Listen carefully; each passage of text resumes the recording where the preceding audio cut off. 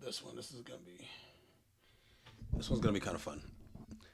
All right, so one of the things that I really pride myself on is getting good clients, especially at this stage in my career. Getting good clients that I can rely on, that don't give me any trouble, and that are not complete jerks. And that is very, very important for running a business because you do not want to be in an uncomfortable state with a client who just does not treat you like a human, treats you as someone way beneath them, way on the bottom of their foot. You see that client, you have an issue with that client. Is that the type of client that you have? Run. Don't work with them. It's not worth the headache. I promise you, it's not worth the headache, not worth the money. At the end of the day, it won't be worth it. So I'll talk to you today about the three ways that I feel have been working for me to gain clientele. And, I feel it might work for you as well. Just hear me out.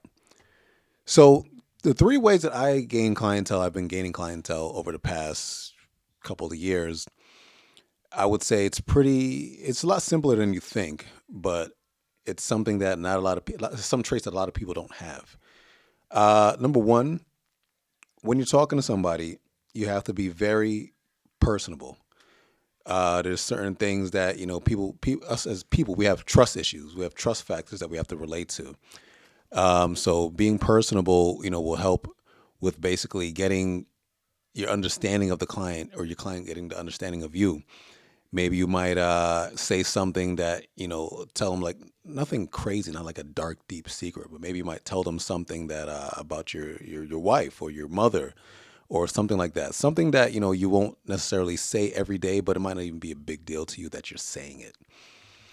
So you have to be personable because the trust must be made. Number two, I would say, and don't force this one. Let this one be more natural, more genuine. You have to be relatable in some way, shape, or form. So, me personally, I have children, I have a family, I have a wife and kids. A lot of the clients that I deal with, they're older. They, might have kids, might be married, maybe were married. And once the kid conversation comes up, I always interject my kids in there somehow. And it always turns into something relatable. We discuss things other than the current job that has to be done. We'll talk about our kids or growing up or different ages or maybe it might give me some advice on, your kid is this age, give me some advice or vice versa. Because most of the time, I'll say about 90% of the time, my clients have kids that are older than mine. So, I might ask, and this is a genuine ask, like, give me some advice. What do you think about dealing with a kid at this age and going through this and that? And, that always, lowers the defenses and, it helps you talk to somebody on another level other than just business. Because we're human. At the end of the day, we're human. We don't want to talk about business 24/7, 365. We have lives. There's things we want to do. It's just who we are as people. We're not one track minded all the time. Most of us. Most of us. So I would say, yes, definitely be personable, definitely be relatable. Those are the top two things. But this third thing, this one's a game changer. Not everyone can throw this in. Not everyone has this. But you have to have some type of sense of humor. I'm not saying you have to be Dave Chappelle. You don't have to be a stand-up comedian. Nothing like that. But humor and funny, it just can't be beaten.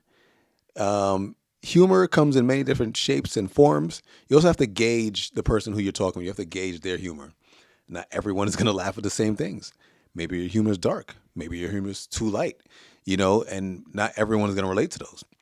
But throwing in a slight joke every now and again in the conversation is always a good way to, lower defenses, talk more, and then you start going from we're just client relationship to a little bit more friendly, buddy. But we're still working together, but I like you in that type of sense.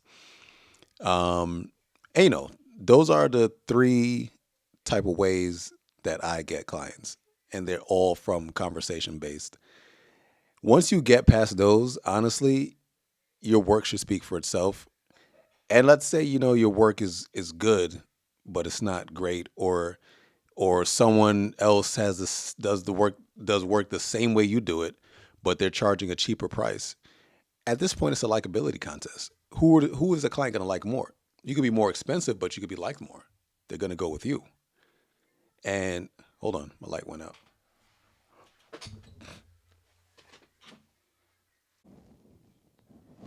All right, I'm back.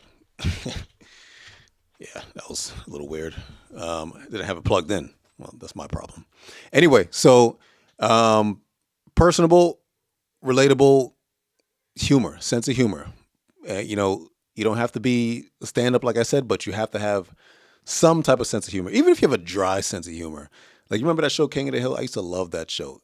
Such a dry, humorous show, but it worked. It worked. I cracked up. I was on the floor laughing at this dry humor show. So, those are the three ways, in my opinion, that will gain you clients and gain you trust and gain you likability from, you know, people that want to work with you. Because at the end of the day, it's about you. And like what I say in my videos, invest in yourself. You are the brand. Invest in yourself. You are the brand. I say that over and over and over again. If you look on my Instagram channel, it's over and over on that whole page, because that's the truth.